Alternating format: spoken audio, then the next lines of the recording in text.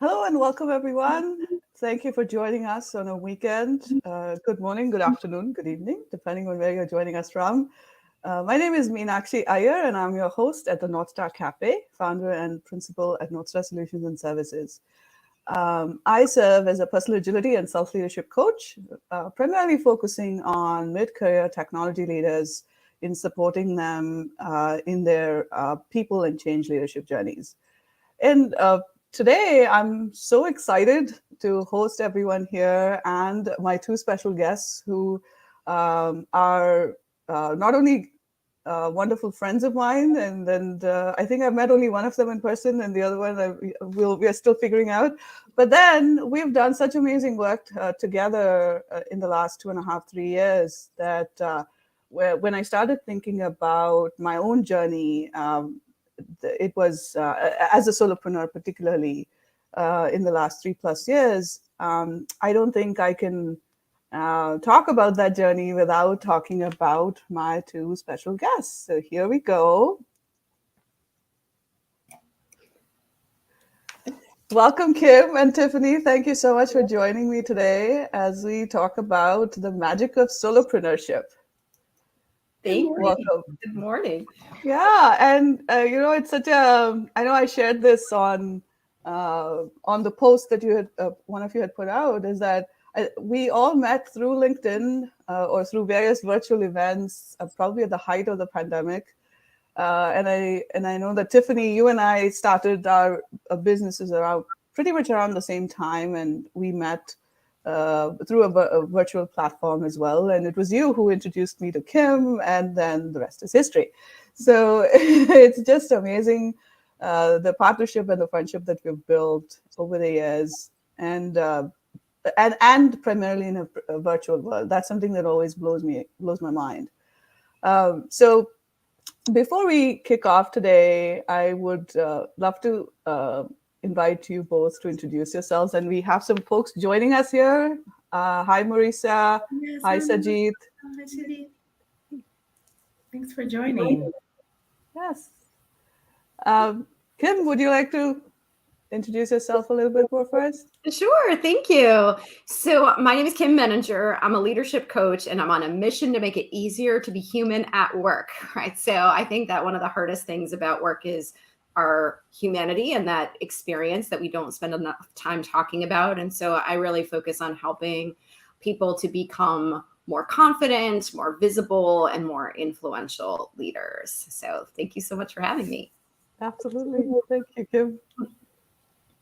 What a beautiful opening. And I see that Marissa's talking about the gift of the pandemic Yes. and the relationship building. So I have, as you both know, this phrase called my 2020 gifts.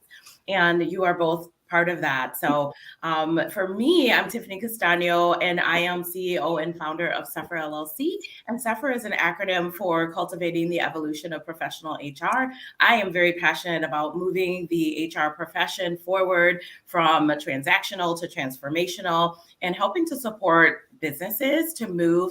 I work with small to medium businesses all across the US to really help them build their foundation, their infrastructures, be that policies or programs, their people, obviously the biggest asset, and really defining that culture and employer brand. And so it's a whole lot of fun so that people don't leave ruined from their workplace experiences. And I'm grateful to be here with you all today.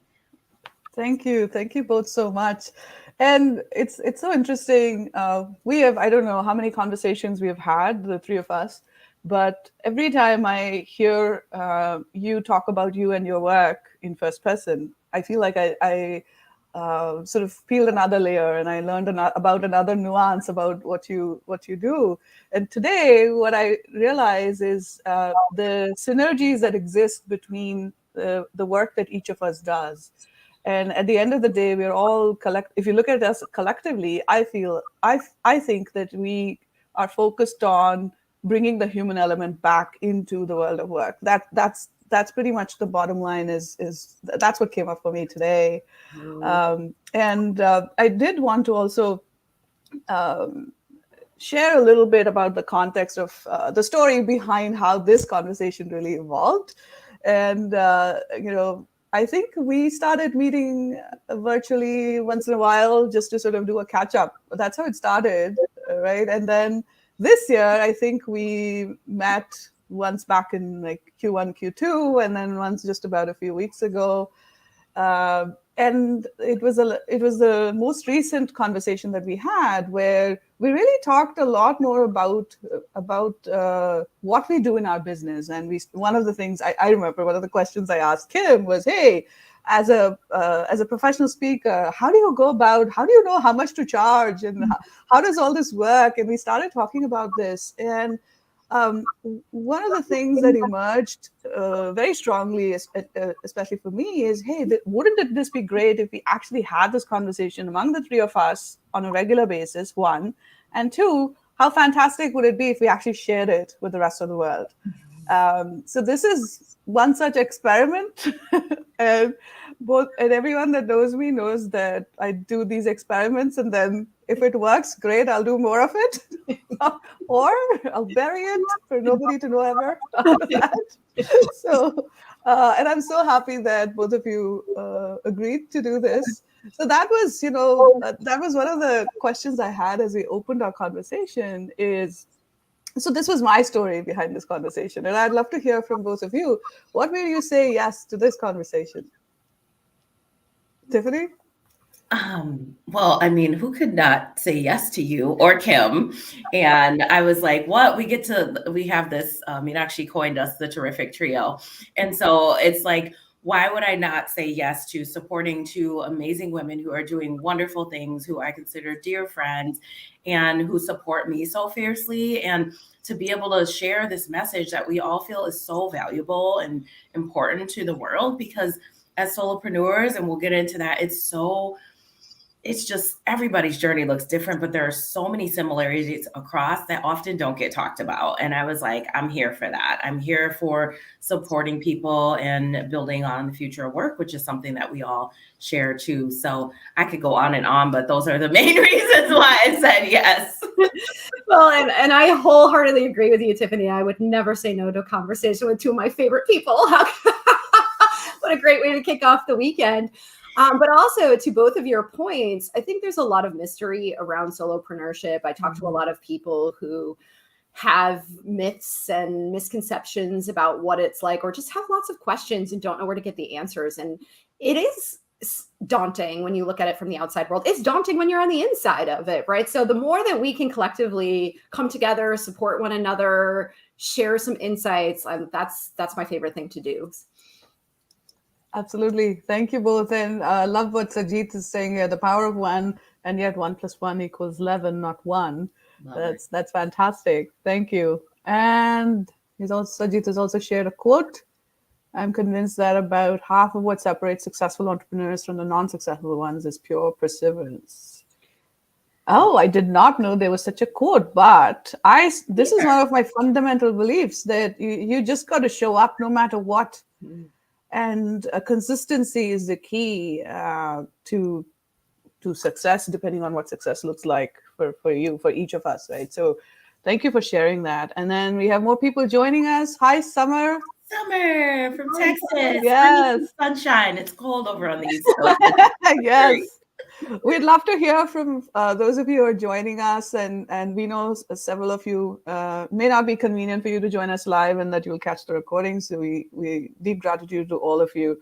And if you are here joining us live, we are live right now on all the three channels for NorthStar, YouTube, Facebook, and LinkedIn. Give us a shout, tell us where you're joining us from, and we'd love to hear your questions and your stories as well as we carry on in this conversation. So I wanted to sort of start the crux of the conversation by asking, in your opinion, what is the difference between entrepreneurship and solopreneurship? And Kim, if you wouldn't mind starting us off. Yeah, this is such an interesting question because it's actually pretty well timed too. I was at an event a few weeks ago that was talking about entrepreneurship, and you know this about me, right? I'm all about imposter syndrome. I spend a lot of time talking about imposter syndrome, and I almost feel like a fraud when I think of myself as an entrepreneur, because I have this vision of entrepreneurship as, Bill Gates and Steve Jobs and people who build these big empires and they produce these products. And that has never felt like my experience. And I suppose at the end of the day, there's a pretty simple definition of what entrepreneurship means. But I think I've definitely identified more so with that concept of a solopreneur, somebody who, as a service provider, I'm not creating a product, but I'm here to provide support to a community. And being a solopreneur in a community of other solopreneurs has created this really great ecosystem that I feel has allowed me to, build my business and also feel like I'm doing a service to others. So that's kind of the distinction that I make. I really think when I think of entrepreneurship, I think of incubators and I think of venture capitalists, things like that. And it's just not my world. And thank you for sharing that. And I have to say, I had a similar experience when I first started. So I've always worked as a full-time employee, not even as a contractor. I've always worked as a full-time employee, be it in India or be it here in the US. And my own my perception of myself is I am a very good employee. I can never be a business owner. I can never be an entrepreneur. And you're so right. For me as well, the visual of an entrepreneur is something so out of reach for me personally, and so I never thought of myself, and nobody in my family has ever run a business, so that piece was there as well. And it's only lately I've realized where I stand and what I'm comfortable with. But I would love to hear from Tiffany on your thoughts on this. What do you think is the difference between entrepreneurship and solopreneurship? Yeah, I was like, it's like Kim and I called each other last night or something. For me, I love this, that I love a good, powerful question. And I think that for me, I look at entrepreneurship as the kind of the collective or the ecosystem, as we described. That's the first word that popped when I saw that question, is ecosystem. And the second word was community, that Kim also touched on, which is a value that we all share and is very important. So I look at that as like the larger collective or the larger community of folks who are founders, startups. I agree on, I had never identified with this kind of like venture capital world. And I think for me too, that had it's where a lot of the fear was held, because that just isn't how I saw myself. I've intentionally kind of bootstrapped this business and grown it organically for some very specific reasons around that, because it kind of conjures up this image. Now, I'm not saying that's all bad, but when I look at solopreneurship, it's such a fun word, I think. But for me, what that brings up is my identity as an owner, my identity as the title that I struggled with. What should it be? And ultimately landed on CEO, because I'm like, there's not enough folks who look like me, who think like me, and who want to change the world like me in this position. And I think that representation for me was very important. But knowing that I'm a solopreneur, but that's part of my identity, to really imagine and reimagine the spaces that I was never allowed in or that I was held back from. And so it's solo to me kind of signifies me putting my own brand and stamp on it, but then carrying out the impact that I always wanted to have before and since starting my business. So those are all the little nuggets that I gleaned from your powerful question there. So thanks for asking. Absolutely. Thank you so much. And I resonate with a lot of what you shared as well. The impact that I want to create. I think for me, the journey into setting up NorthStar Solutions and Services and sticking with it is, I think, about a year and a half into it, I had this clarity that I'm here to do the work that I choose to do, that leverages all of my core skills that I bring to the table. And I think the reason I exited the corporate world is there were several experiences that sort of layered on one top of another that clearly indicated to me that at the end of the day, it's the organization that always wins, in the sense that even if I'm very clear on the value that I'm bringing to the table, value that I'm bringing to the organization and my clients, I may not always be able to stick to that path even if it's very clear to me and I know that it's part of the value chain. Because at the end of the day, the direction that the company decides to take may sometimes I might find myself at odds with that, and then it's a question of, do I still want to carry on, or do I diverge at that point and pivot into something else? And that was the point I was at in my career 3.5 years ago, when I decided to branch off on my own. And I will tell you that I did not have a plan. I did not have a plan B. I didn't even have a plan A, to be honest. But there was a lot of encouragement from people that were on my own team. They said, you can do this on your own. And I used to I was leading a business process transformation function. So and that's what I like to say, that I thrive at the intersection of people, process, and technology. And I think that having had this sort of a portfolio career, that gives me that not only that experience, but also my core skills and strengths are in that intersectional space. I'm all about technology adoption, but at the same time, it needs to be human-centered. That's what really drives me. So all of this to say is that for me, the reason I call myself a solopreneur and I chose that path is my intention is to continue to work for myself, to provide a source of income for myself on my own terms. And doing the work where I know that also creates value and impact for my customers and collaborators and clients and collaborators. I think the moment that I had that clarity that, okay, I'm not in this to create this business empire, if you will. I have no interest in having employees. I will definitely work with partners. That's how we have this relationship, the three of us. But I think the clarity of what it is and what it is not, once I had that, I was able to own this much more with a lot more, I would say, grace and conviction. And so what both of you shared resonates a lot with me as well. And I'm seeing some comments here and questions. Sajid, we're going to bring up, we have, your question is absolutely timely, so we're going to bring it up in a minute. Summer, thank you. Such a great cheerleader. Yep. Marissa has a question. How do you attract the right tribe, your community and clients, people who can truly see how you can help them? Fantastic, thought-provoking question.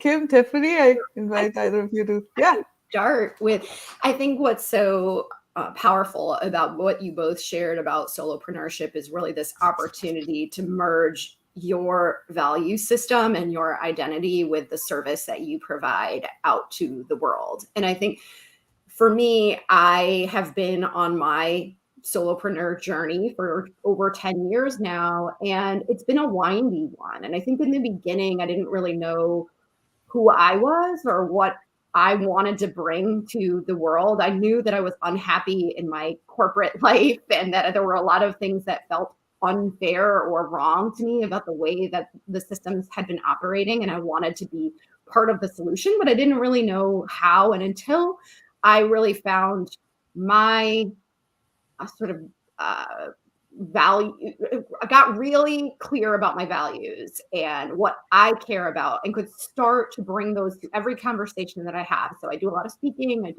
very active on LinkedIn. Once you start sharing who you are with the world, you attract the people who are sort of magnetically drawn to that. And I think that's exactly how we all ended up finding each other, right? Is that we are very clear on who we are. We're very clear on our values. We're very clear on what we want to bring to the world. And I think there's just this sort of organic process that happens when you know that and you're out there talking about it, that people start to come to you. That's so on point. And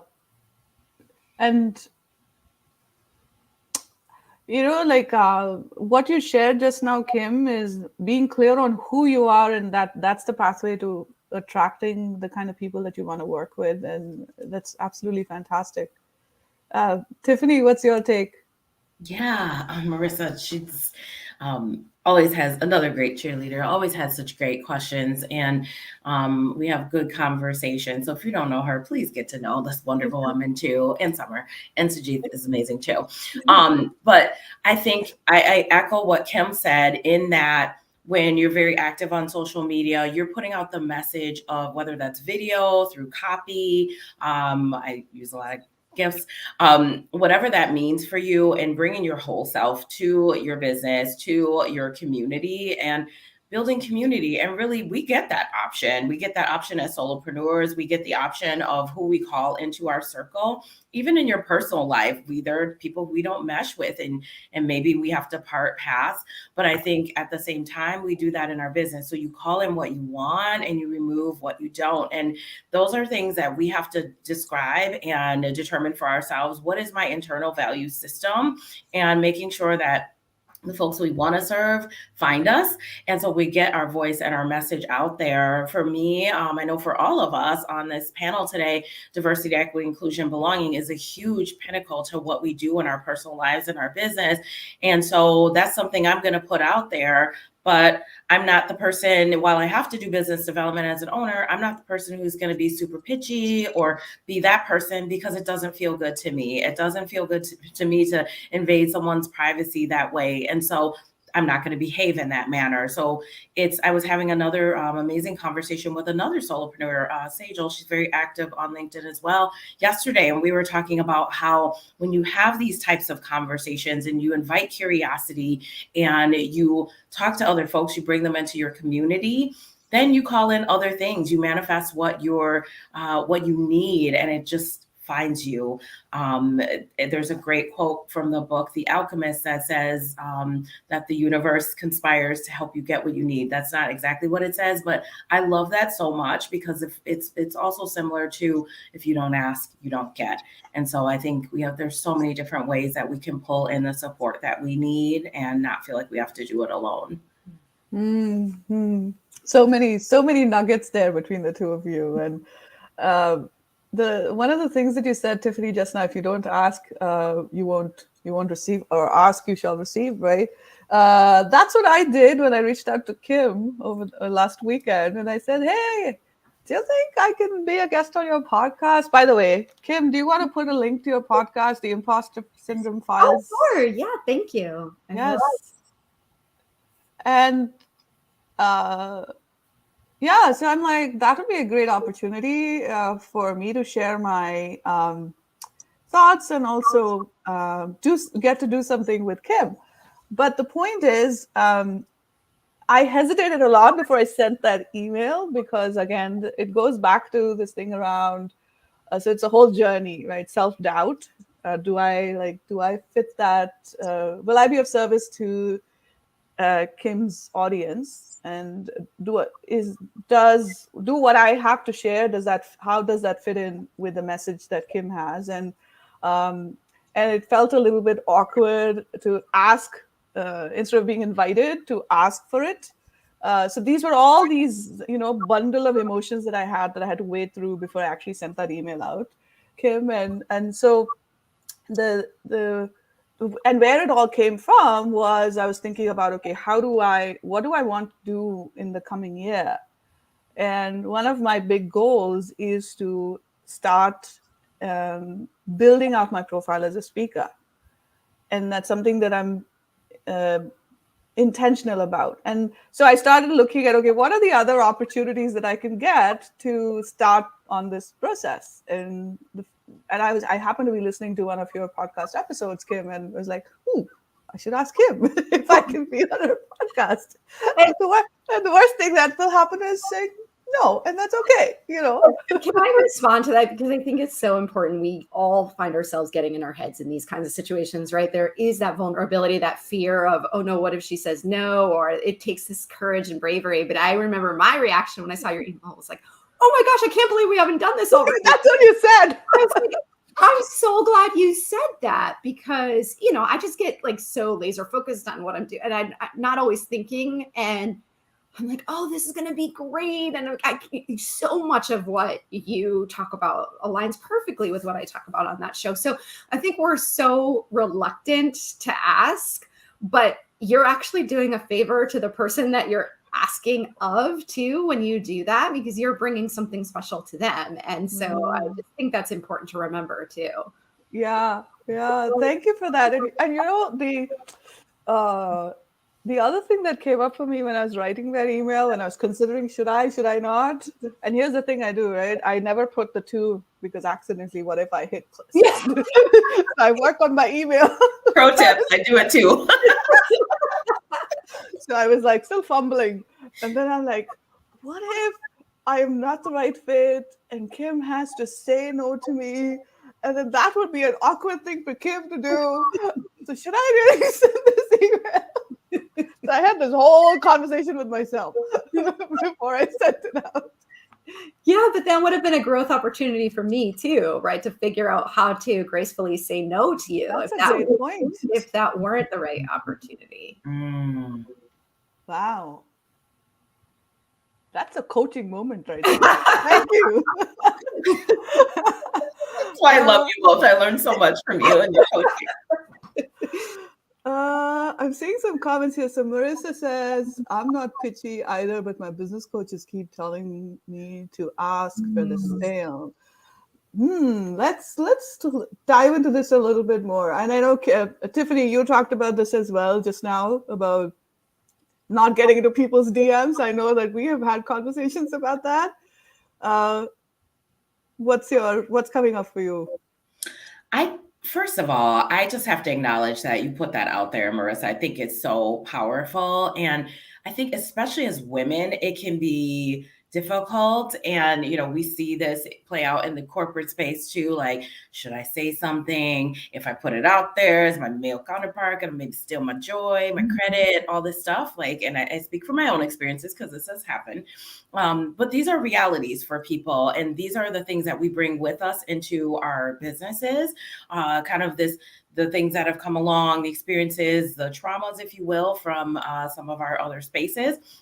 And for me, what I really leaned into, and a couple of the coaches that I worked with, was they were sharing about that you're giving your talents to someone. So absolutely, we're in business to turn a profit. Even if you're in a nonprofit, there are still, the money still has to come in. We still have to drive revenue. And so you can do that, and you can ask for the sale in your very Marissa way, or in, whoever you are out there looking to gain business. Is make it your own. What is it that you're bringing uniquely to this process? I remember the first time I had to send out some cold emails, and yes, I have been in people's DMs, but I was like, I can't be that person that just is spammy. Like, I can't do it.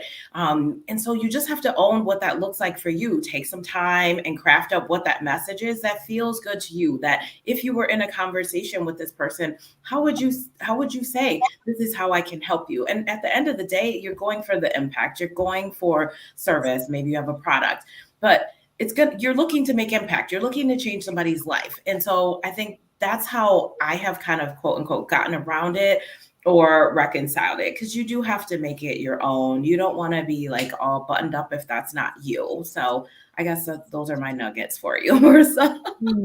Thank you so much. Thank you, Tiffany. Yeah. Kim?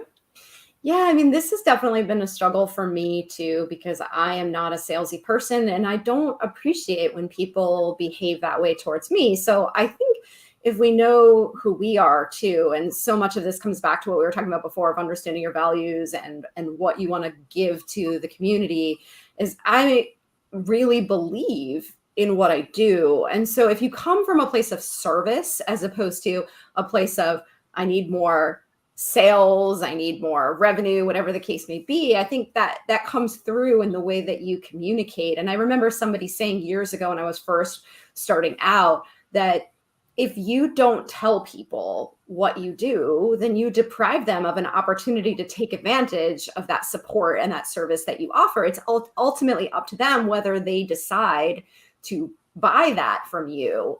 But I think if you're just out there, like we talked about earlier, just sort of enthusiastically talking about what you believe in and the value of what you're doing in a very authentic way, that the right people will actually come to you. I mean, it's very, very rare that I knock on anyone's door. It's more so relationship driven. And when you are building relationships, people get to know you very organically. And then that conversation just, I would say it advances very naturally. I've heard you say this before as well, Kim, thinking about, and this was also in the context of self-promotion, right? Thinking about what you do in terms of how you're being of service to others. And that really sort of flips the script, if you will, on that. And then I can see Marissa's comments. Love those recommendations, Tiffany. And then Marissa also talked about how she doesn't like being spammed. Absolutely. And that's the other thing, right? On LinkedIn, I'm sure all of us get either direct messages or connection requests with the opening itself is a sales pitch, and we all know where those end up. Right. So, I don't know this person. I think it's the law of attraction, right? Like you call in, Kim, you said that so beautifully, as you always do. But I think even when I think about what you said, reminded me of how we've been able to, work with each other as partnerships, as being able to refer business to each other. Yes. And for me, like I had to craft that little pitch and like put in a little Word document before I could like go into somebody's DMs, because it had to sound natural to me. But I don't do a lot of that either, because when you build the relationship, when you get active on social and you call in the right energy, the right people are going to find you. Mm-hmm. And the law of attraction is really powerful, and also I think the stories that we tell ourselves, right? How much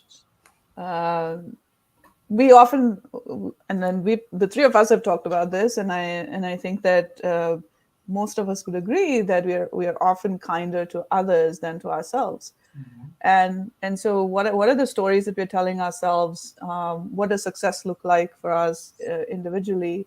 And that's another thing I want to get into in a minute. But I think that so far what I've gathered and captured from our conversation is the importance of knowing who we are, what our values are, what we stand for, and a clarity of understanding for ourselves around what value and impact we can create for others, coming from a place of service. And the other things that you called out, Tiffany, figuring out what a sales pitch looks like for you, what is your pitch, and making it your own before you reach out to people. And then also being, again, true to yourself and allowing the universe to sort of play its role in bringing the right people to you. I think there's a balance between waiting for stuff to happen and being proactive about it. Mm-hmm. But I think that for me, I think it is the consistency in showing up in whatever you decide to do. Another of my solopreneur friends, Catherine, she had talked about, grit is important, but then also knowing when to pivot. Right? We oftentimes talk about this sunk cost fallacy, right? I've put in so much, so I'm going to continue to do it. And accepting when something is not working and then being intentional about pivoting from that. I think that's something also I wanted to call out. Marissa says, being a solopreneur has helped me reframe my definition of success. Yeah. That's so powerful, Marissa. And it's a perfect segue into the next question that I wanted to ask Kim and Tiffany is, what's been your journey like in this, in being a solopreneur? Do you want to go, Tiffany, or you want me to take this one first? I will yield the floor to you, Kim. I can see us both processing. I know, the wheels are turning.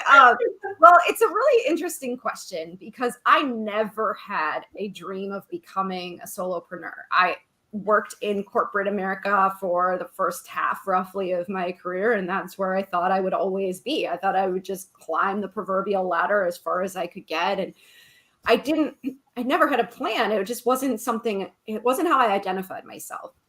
So when I first started, and it was really kind of a a situation where a lot of different circumstances came together that led me in this direction. I felt like in many ways I was just filling a hole in my resume. Like, oh, I'm just going to do this while I figure out what I want to do with the rest of my life, and we'll see what happens. And then I absolutely fell in love with the work that I was doing. But it took time, like we talked about, to get clearer about what I stand for, what kind of part I want to play in the larger, like we've been talking about, ecosystem, right? Because there's a lot of people who do work that we do, and how do I want to differentiate myself? And so much of my journey has been defined by the relationships that I've built along the way. And that's relationships that I've built with my clients. That's relationships that I've built with my collaborators and friends and partners like both of you.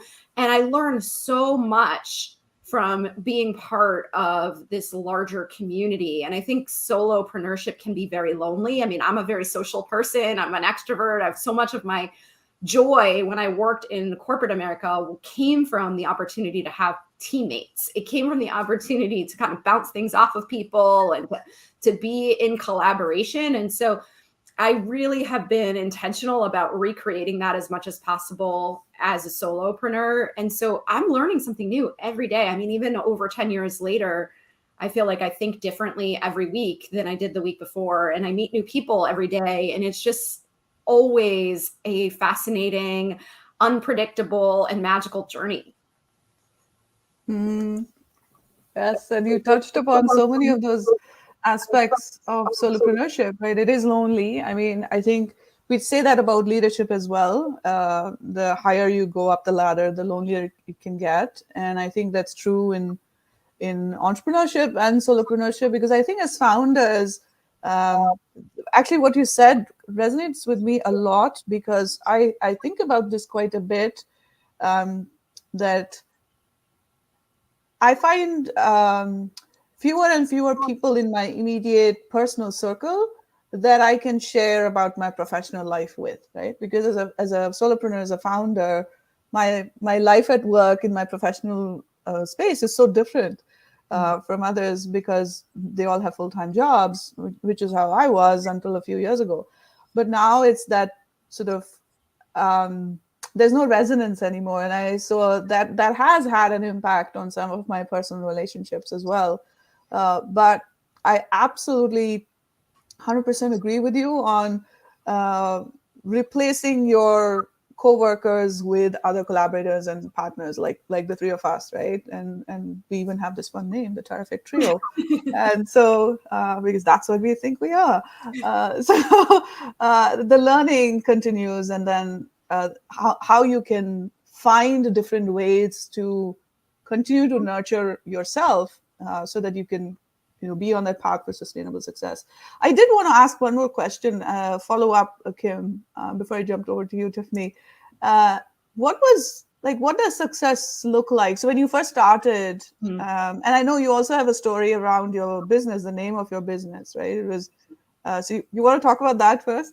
Yeah, sure. So actually my business has had several names since I started, and it was a business coach that led me down the path of my business name, which was Executive Career Success is the name of the LLC.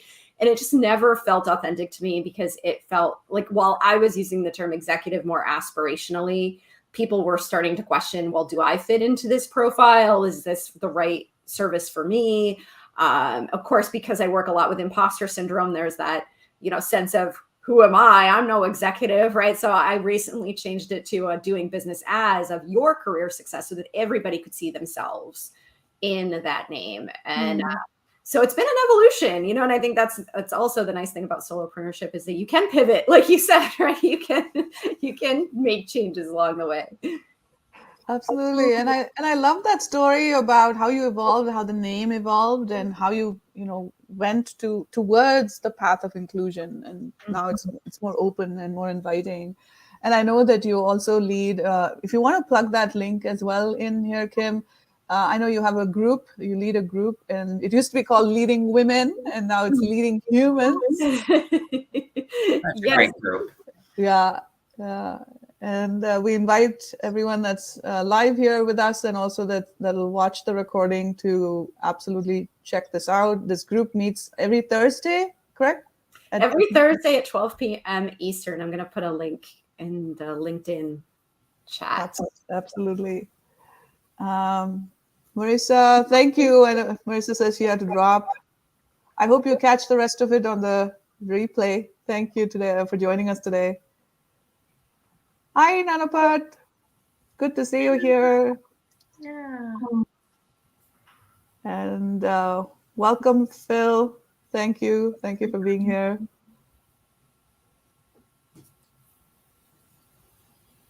Yes, yes. And I think that's the the autonomy part of being a solopreneur is very attractive to me, because it allows me that time and space to be intentional, and I don't have to keep up with this corporate rat race pace that just wears me out.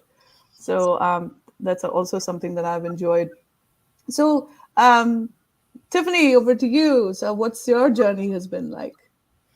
I would say that Kim and I were just talking yesterday about how we were commenting in the comments on LinkedIn, of all places, and talking about how we're kindred spirits. And I think while we're in different spaces with what we do, there is an element of coaching to what I do as well. But I really love that she touched on this piece about kind of bringing that value and identifying for herself that maybe the proverbial ladder wasn't where it's at and filling that hole in the resume. Because for me, I was described for people, I make a joke out of it and say it's my PPP, but not the PPP loan. My pandemic passion project is what CEPHR is. I never intended to start this full time. I had broken away from, I was in a role in tech and leadership at the time in HR and love what I do. I was like, I need something different. The pandemic hit, all these regulations hit, burnout hit. And I was like, I can't, like something has to shift. And for me, it was, okay, well, how can I make the impact? Maybe this is a time that I can use a little gap and while I'm looking for another traditional role to help some people and use my HR skills. And those, when we talk about the law of attraction and, manifesting what you want, those folks found me. They were like, hey, I know you're kind of doing this thing. Would you want to maybe help me out for a little bit? Or, hey, we need some HR support. Would you be willing to strike up a contract and help us? And I'm like, sure, I'm trying to, make some revenue in the meantime. And it just never turned off. My client number one, who's a very dear friend and is still with me today, really has helped build the business, some referrals.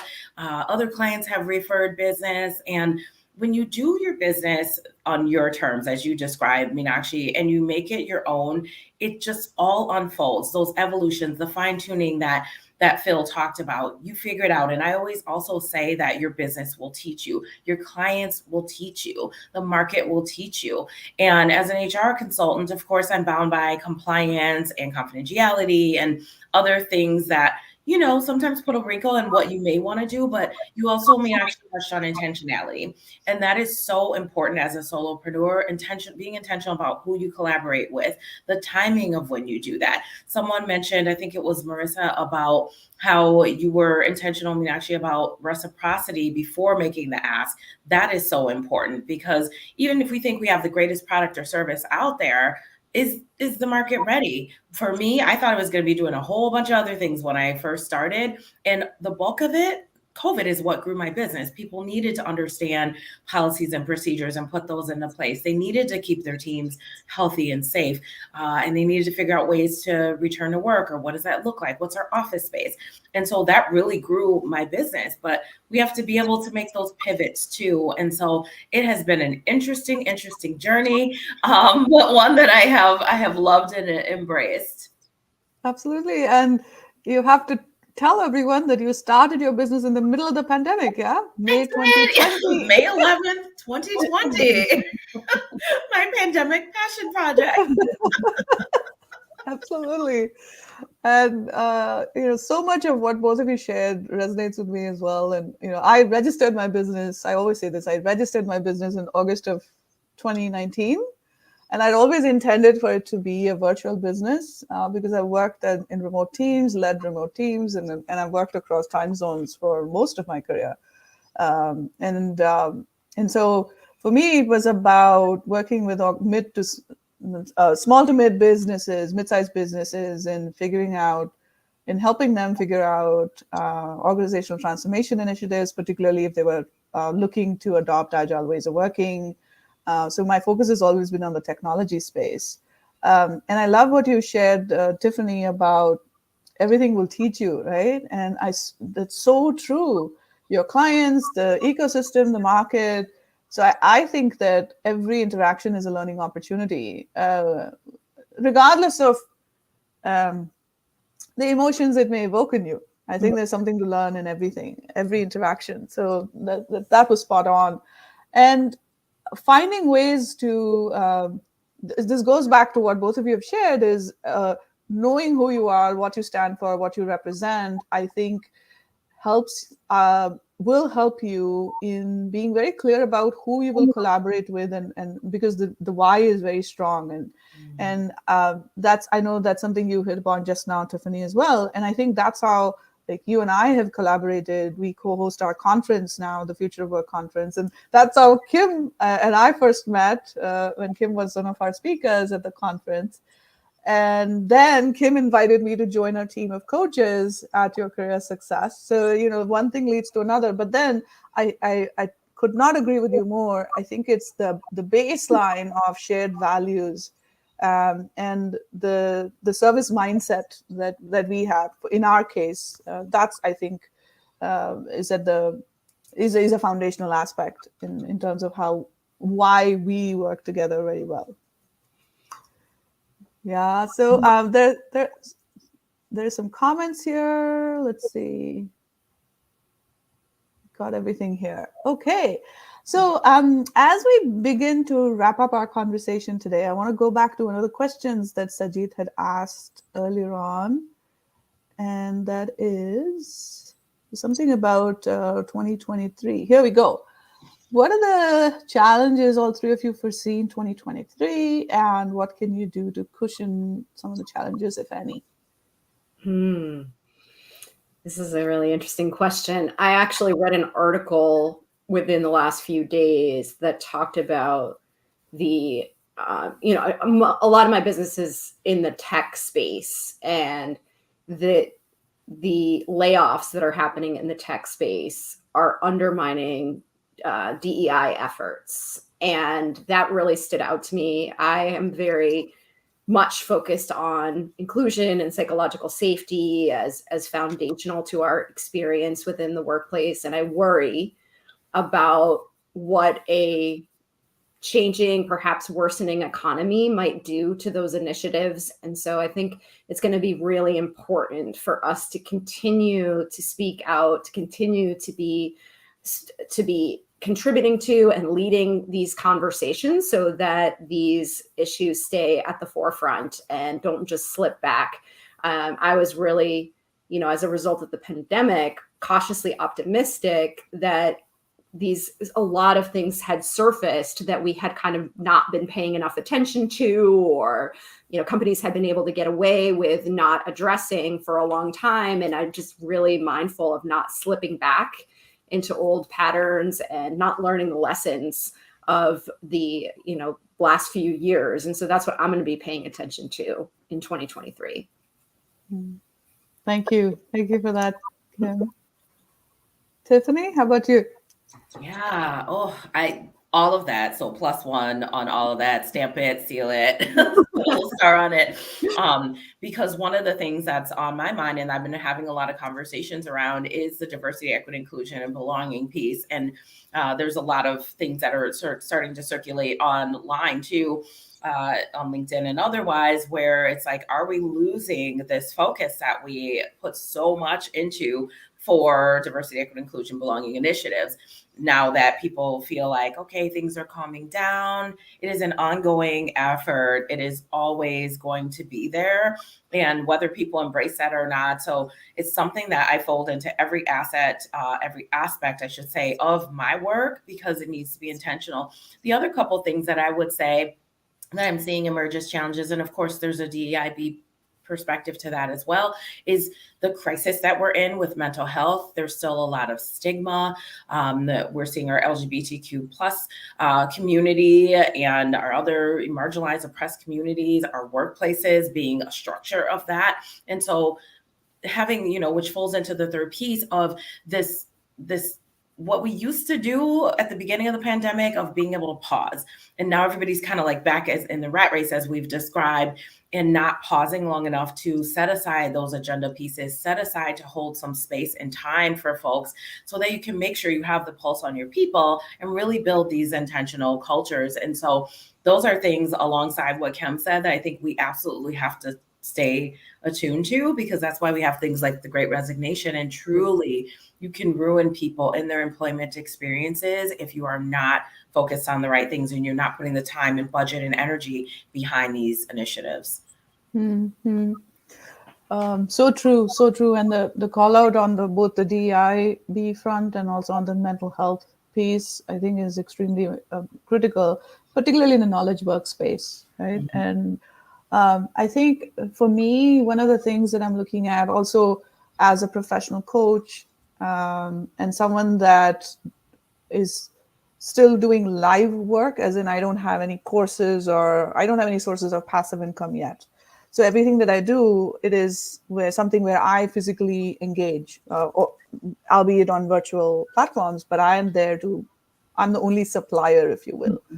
So scalability is something that I'm thinking about personally for me. And I think in terms of challenges on the landscape, increasing use of technology, making all these things like services like coaching, which are to me very intentional interventions, making them like on demand, because everybody is supposedly short on time, which is, I think, is a big myth that I don't know when we'll sort of bust that. I think the focus seems to be more and more on how can we do things faster and bigger, and somehow that equals better, right? So how do we fight that with the proliferation of technology? And that makes me think about, so when I think about it in my own context, I think about, okay, what can I do to scale? And also at the same time, I want to sort of rein myself back and think about, okay, what does success look like for me? Mm. And do I really want that? So what does scale mean for me, right? So I have to think in that personal context. So challenges, coming back to your question, Sajid, in my mind, it's about the use of technology. How ethical are we in the use of technology? And I think all of these things are particularly, I would say, more critical in the professional coaching space, because confidentiality, just like in the rest of healthcare, is a big piece, integral piece of the coaching industry. So how is technology what's the role that technology is going to play in that? What can I do to cushion some of these challenges? For me, I think it's about, again, reconsidering what success looks like for me, how I want to engage in this technology intensive space. I think that's what I'm thinking about for myself. Thank you for that thought-provoking question. Sajid always has great questions. Yes. Thank you so much. Sajid is also someone we've never met in person, but we met through another mutual friend of ours, and we have had conversations, and we discovered we are from the same town in India. That's amazing. Yes. So we'll probably meet in India sometime. I don't know. We got to make some vacation plans.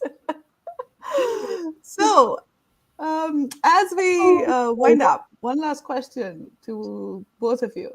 Words of advice to current and aspiring solopreneurs as we head into the new year?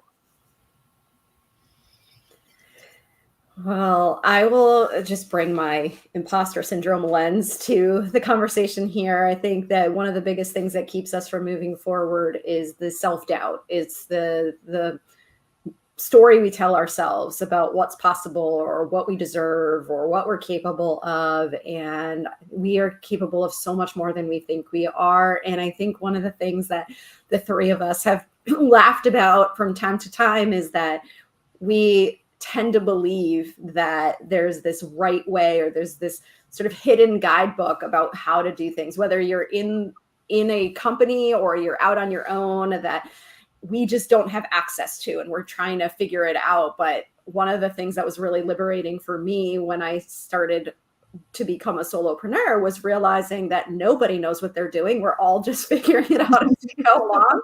It takes a lot of the pressure off. So that's what I would say to aspiring solopreneurs is, believe in yourself and know that we are all making it up as we go along. That's where the fun comes from too, right? So true. So true.